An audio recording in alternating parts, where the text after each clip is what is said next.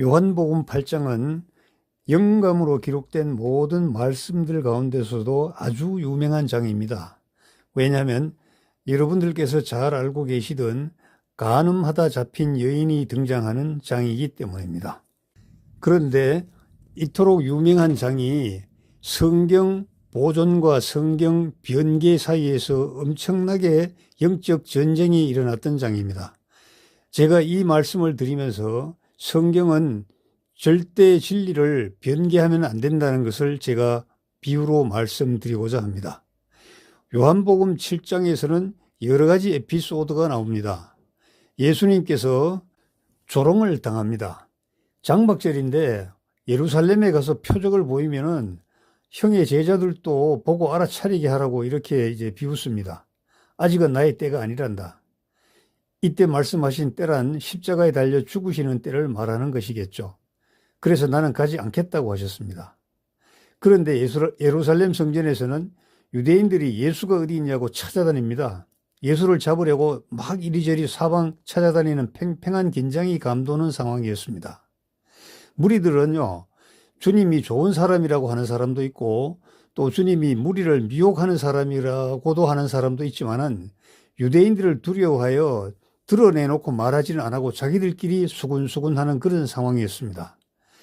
장막절 중간쯤에 예루살렘 성전에 가신 예수님께서는 무리를 공개적으로 가르치기 시작합니다. 유대인들이 말하길 아니 전혀 배운 적이 없는 저 미천한 가문 갈릴리 촌뜨기가 어떻게 글을 아냐고 이렇게 자기들이 오히려 되물었습니다. 예수님께서는 나는 하나님의 교리를 전하는 것일 뿐이라고 말씀을 하셨죠. 그러면서 너희는 어찌하여 나를 죽이려고 하느냐고 선수를 치신 예수님입니다. 아니 우리가 언제 너를 죽이려고 했어? 유대인들이 오히려 이렇게 발뺌을 합니다. 아니 죽이려고 그토록 찾아다녔던 사람이 그 찾던 사람이 눈앞에 나타났는데도 죽이기는커녕 죽이려고 하지 않았다고 말하죠. 이런 유대인을 본 사람들이 무리들이 오히려 이상히 여겼고 관원들은 이분이 그리스도인 줄 알기 때문에 저러는 것이라고 이렇게 말을 했습니다. 주님께 손을 대려는 자가 없는 것은요, 아직 주님의 때가 이르지 않았기 때문입니다. 다시 말하면 하나님께서 주님을 바리새인들과 선임 제사장들 손에 넘겨주실 때가 되지 않았다는 것이죠. 바리새인들과 선임 제사장들은 주님을 붙잡고자 관원들을 보냈고 주님께서는 너희들이 내가 있는 곳에 올 수도 없고 나를 찾아도 만나지도 못할 것이라면서 지옥으로 갈 수밖에 없는 바리새인과 선임 제사장들의 운명을 예고하셨습니다. 장막절 마지막 날이 됐죠. 예수님께서 거리에 서서 생수의 강들에 대한 설교를 하셨습니다. 많은 사람들이 참으로 선지자라 했고 또 그리스도라고 했습니다. 갈릴리 같은 촌에서 그리스도가 나올 수 없다는 사람도 있었고 다윗이 살던 베들레헴에서 그리스도가 나온다는 구약의 말씀을 들어 그가 그리스도가 맞다고 하는 사람들도 있었습니다. 의견이 이렇게 대립되다 보니까 무리들이 둘로 나뉘어져 팽팽하게 막 적대시하게 되었습니다. 주님을 붙잡고자 하는 사람도 있었지만 아무도 손을 대지 않는 분위기가 강했죠. 경비병들도 빈손으로 대제사장과 바리새인에게 돌아가니까 어찌하여 붙잡오지 않았냐고 실책을 했습니다.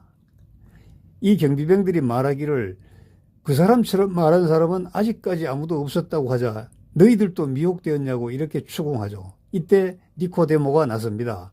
아니 말을 들어보지도 않고 일방적으로 심판할 수 있는 것이냐고 주님을 옹호하자 너도 갈릴리에서 왔냐고 이렇게 또 막 공격을 하죠. 요즘 식으로 하면 야 너도 빨갱이냐 뭐 이런 식입니다. 이런 분주하고 복잡한 상황에서 무리들은 관원들은 각자 집으로 돌아가는 것으로 7장은 마무리됩니다. 그러나 주님께서는 돌아가실 집이 없습니다. 마태복음 8장 20절에도 언급이 된 말씀입니다. 이런 상황에서 이제 8장이 시작되는데 주님께서 감람산으로 가셨다가 다음 날에 다시 성전으로 돌아오시는 것으로 전개됩니다. 헬라어 표준 원문에는 8장의 내용이 1절부터 소상히 보존이 되어 있습니다. 그런데 뜬금없이 넷셀 원문은 아예 8장을 삭제한 채 무려 1980년까지 버텼습니다. 표준 원문에 따르라는 비판과 요구가 거세지자 마지못해 수락하면서 이중과로로 묶어서 권위를 인정하지 않았죠. 어디서 따온 것으로 이렇게 위장을 한 겁니다. 넷슬 원문에서는요, 8장 1절에서 11절까지 내용을 삭제해버립니다. 7장 마지막 절에 각자가 집으로 돌아가니라부터 간음한 여인을 용서하시는 위대한 내용도 없이 나는 세상의 빛이라고 하신 12절로 바로 이어지게 만들었습니다. 이대로라면 각자 집으로 돌아간 다음에 예수께서 홀로 남아 허공에 대고 나는 세상의 빛이야 하고 외친 꼴이 되고 마는 겁니다. 그때가 각자 집으로 돌아가니라에 바로 이어지는 때를 말하는 것이 되어버립니다. 여러분도 제 말씀을 듣고 성경을 한번 찾아보시기 바랍니다. 아무도 없는 상황인데 그때 예수께서 다시 그들에게 말씀하신다는 것이 이치에 맞겠습니까?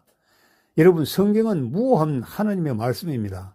하나님께서 영감으로 기록해 하시고 섭리로 보존해 주신 하나님의 말씀이란 말입니다. 한치의 오자도 없이 정확하게 기록토록 하나님께서 영감을 불어넣어 주셔서 인도해 주신 하나님 당신의 말씀이란 말입니다.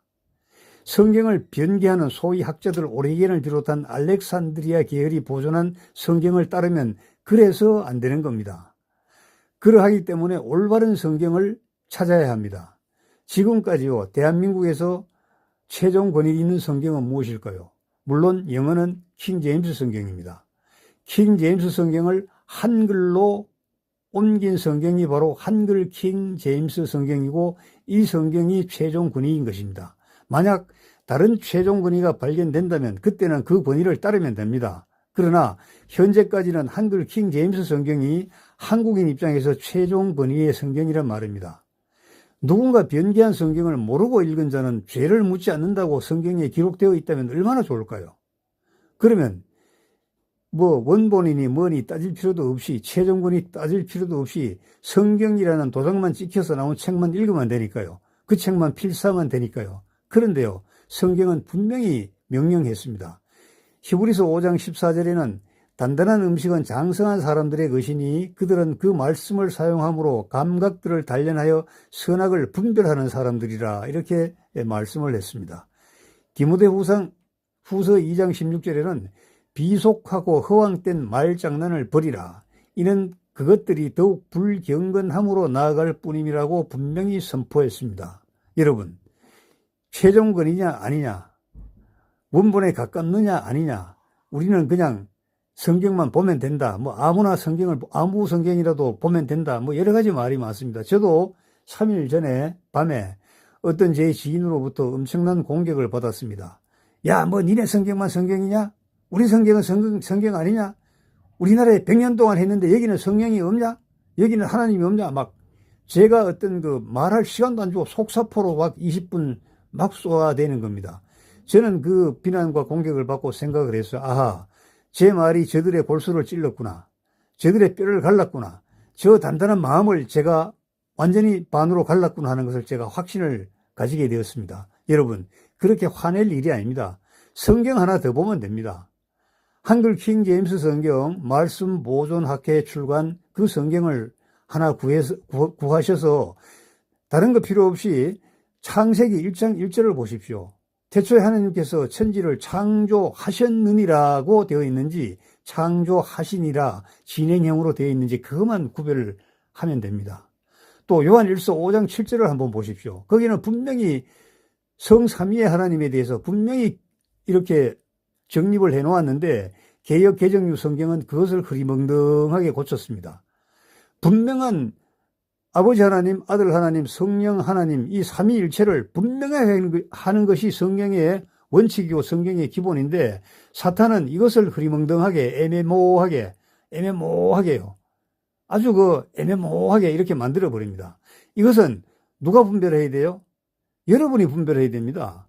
목사들이 분별해 주면 좋겠지만은 목사들이 아니더라도 지금은요 분별할 수 있는 그러한 여건이 너무나 조성이 되어 있기 때문에 여러분이 마음만 먹으면 할 수 있는 겁니다. 그냥 내가 읽어왔던 성경, 내가 봐왔던 성경, 내 서재에 꽂혀 있어서 눈에 익은 성경, 교회 가면 목사도 들고 있고 옆에 있는 성도도 들고 있는 성경이니까 이 성경 맞겠지 하고 그렇게 보시면 안 돼요. 여러분, 사탄은요 하나님을 위장하는 가장 머리가 좋고 가장 악질적인 그 영적인 존재입니다. 어리버리가 아닙니다. 가장 악질적이니까, 가장 머리가 좋으니까 가장 진짜처럼 우리에게 나타나서 우리의 눈을 가리고 귀를 가리고요, 머리를 마비시켜 버리는 겁니다. 여러분, 여기에서 벗어나는 것은 여러분들의 노력입니다. 몰랐던 시절에는 그냥 넘어갔다고 하더라도 충분히 알 수 있는 지금 시절에는요, 그냥 넘어간다는 것은 본인의 불찰이고 본인의 무성이고요, 정말 진리의 말씀을 찾으려는 그러한 그 진정성이 없다는 것이 스스로 증명되는 것이라고 저는 생각합니다. 여러분, 감사합니다.